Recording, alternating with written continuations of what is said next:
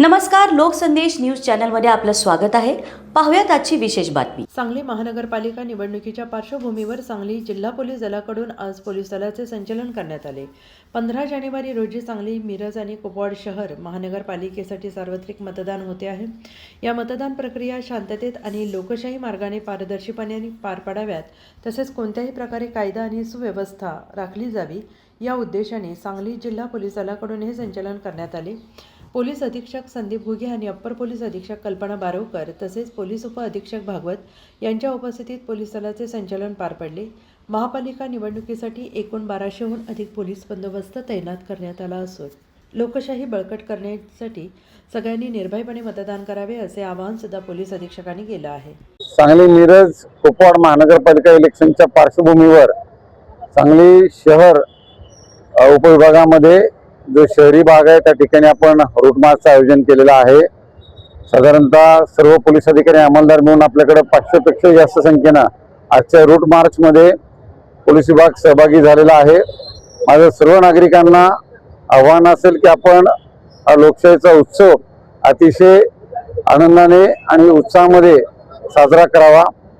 याच्यामध्ये कुठेही आपण कोणत्याही कारणासाठी भीतीचं वातावरण आपल्याकडे नाही याची मी आपल्याला ग्वाही देतो आणि आपण सुद्धा मोठ्या संख्येनं मतदान करून लोकशाही बळकट करायची आहे। पोलीस प्रशासन ही पूर्ण प्रक्रिया पारदर्शक पद्धतीने आणि शांततेत पार पाडण्यासाठी कार्यरत आहे। जय हिंद। त्या दरम्यान काय चेकिंग वगैरे असं काय असणार आहे का या प्रचार थांबल्यानंतर? सध्या जे आदर्श आचारसंहितेमध्ये माननीय निवडणूक आयोगाकडून आम्हाला निर्देश प्राप्त आहेत त्यानुसार उद्या म्हणजे 13 जानेवारी 2026 संध्याकाळी 5:30 वाजेपर्यंत प्रचाराकरता वेळ देण्यात आलेली आहे। त्यानंतर सायलेन्स पिरियड सुरू होईल आणि 14 तारखेला प्रशासनाकडून सर्व मतदान केंद्रांवर मतदान साहित्य मतदानाकरिता जी यंत्रणा आहे ती त्या ठिकाणी वाटप करण्याचं काम सुरू होईल आणि 15 तारखेला मतदानाचा दिवस असेल। सकाळी 7:30 पासून मतदान हे सुरू होईल। त्या ठिकाणी सगळ्यांनी ज्या ठिकाणी आपलं मतदान केंद्रांवर नावं आहेत त्या ठिकाणी जाऊन मतदान करायचं आहे। एकूण आपला 1279चा बंदोबस्त सीसीटीव्ही व्हॅन आणि प्रत्येकाच्या केंद्रावर व्हॅनची नजर आहे आणि समाज माध्यमांवर नजर।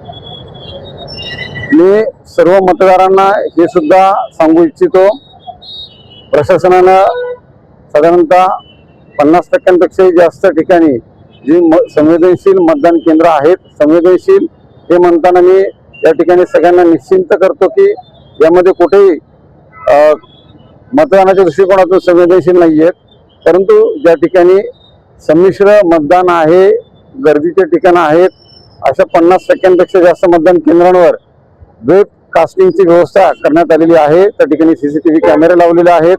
सोबतच पोलीस प्रशासनाच्या ज्या सीसीटीव्ही व्हॅन आणि पोलीस वाहनं आहेत त्यांची सुद्धा मदत या पूर्ण मतदान प्रक्रियेवर नजर ठेवण्यासाठी वापरण्यात येईल।